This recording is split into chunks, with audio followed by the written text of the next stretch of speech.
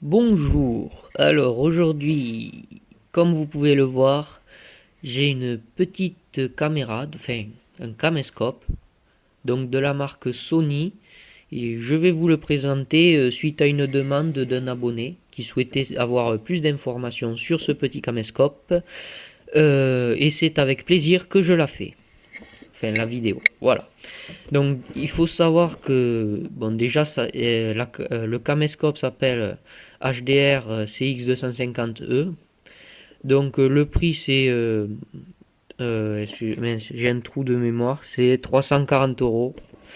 Faut savoir que dans la marque Sony c'est vraiment pas mal mais il y a beaucoup plus cher, il y a moins cher, enfin bon on trouve de tout. Donc on va passer à la boîte. Bon, donc plutôt marqué, c'est anglais-français.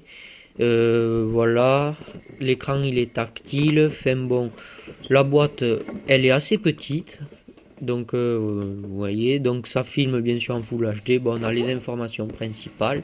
Et dans cette boîte, nous avons beaucoup de paperasse. À savoir, il y a, je vais pas tout déballer, mais il y a 5 livres comme ça dans toutes les langues. Enfin, pas toutes, mais une grosse partie. Et vraiment, bon, c'est utile, mais bon, c'est des livres qu'on ne lit pas entièrement, bien sûr. Enfin, des notices. Donc ça prend déjà les 5 livres prennent tout ça. Puis alors je me demandais si vraiment le caméscope y était dedans, parce que c'est bizarre, tous ces livres, et on va voir un petit caméscope. Voilà. Donc juste, moi j'ai acheté une carte mémoire donc de cette marque-là. Donc je vous recommande une carte mémoire d'une plus grosse capacité, parce que bon, comme ça filme en Full HD, ça prend de la place. Et une carte mémoire d'une classe au moins 10. Voilà. C'est ce que je vous recommande et c'est ce qui recommande. Voilà tout. Donc après des petits papiers, des promos, des pubs comme d'habitude dans la boîte. Donc la boîte, franchement, on s'en fiche. Bien sûr, on reçoit des câbles pour brancher à la télé, un câble HDMI pour brancher à la télé, un câble USB pour brancher à l'ordinateur, je crois un câble AVI, donc aussi pour la télé, mais c'est pas HDMI, et un câble pour le charger. Voilà. Donc la batterie, autonomie, ça dépend quel type de vidéo vous prenez, mais c'est environ 4 heures pour du Full HD en filmant. Donc bon, c'est pas mal. Il faut savoir qu'on peut acheter d'autres batteries, mais qui valent assez cher. Ça va de 30 euros à 60 euros pour des plus grosses batteries, je crois. Après, donc on trouve sur le côté un câble USB que nous pouvons un autre adaptateur que pour brancher à l'ordi. Voilà, donc ça, ce câble, c'est pour brancher à l'ordi. C'est très bien conçu parce que ça se glisse dans la poignée. Voilà, vous voyez, on l'a bien en main. Donc ici, c'est un bouton pour enregistrer. Là, pour zoomer et dézoomer. Là, pour prendre une photo. Voilà. Après, là, on a deux petits voyants qui nous permettent de voir si c'est le mode vidéo ou photo. Après, ce qui est important, je vous montre les petites trappes. Donc ici, hop. Alors, le premier, je sais que c'est pour un chargeur. Et l'autre, je me souviens plus, mais AVR, ça doit être pour le câble de la télé, je crois. Enfin bon, là, c'est pour charger. Voilà.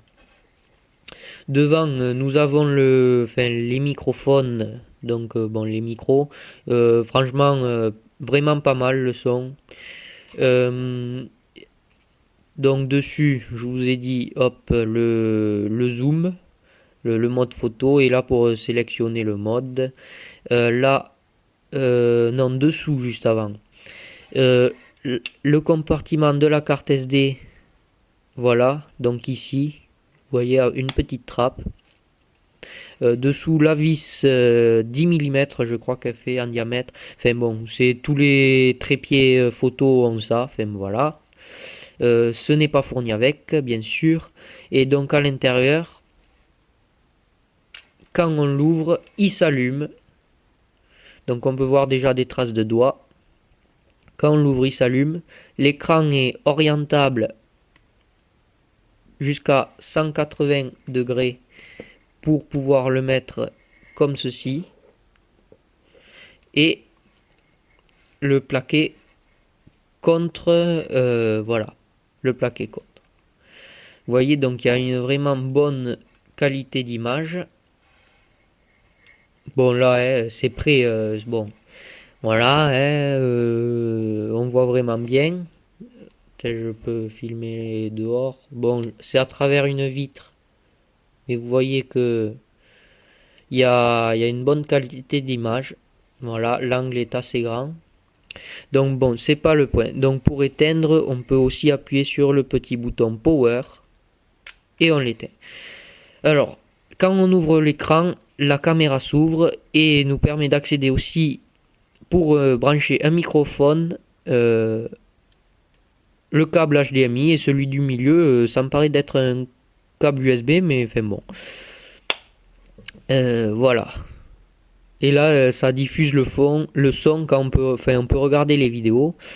Pour enlever la batterie, très simple, on pousse le petit hop et voilà, la batterie est enlevée et on la remet. Même principe. Voilà. Non, je t'ai pas dit de t'allumer, Coco. Voilà. On referme l'écran et voilà. La caméra s'éteint. Après, bien sûr, ça c'est réglable. Donc, ce qui est très bien sur ce point. Voilà. Donc, vous voyez, il est assez petit. Moi, j'ai été étonné. Je pensais recevoir quelque chose de beaucoup plus gros. Enfin, voilà. Mais c'est vraiment petit. Et c'est très léger. Et ça a une vraiment très bonne qualité d'image. Voilà. Écoutez, je vais bricoler quelque chose pour l'adapter sur une réplique et je vous montrerai ça pour faire des killcams. Et n'hésitez pas à commenter pour me dire si vous avez envie d'avoir des killcams. Enfin voilà, ça me motivera pour finir mon bricolage. Allez, à très bientôt. Si tu aimes ce que je fais, tu t'abonnes. Sinon, tu es un vilain petit coquin.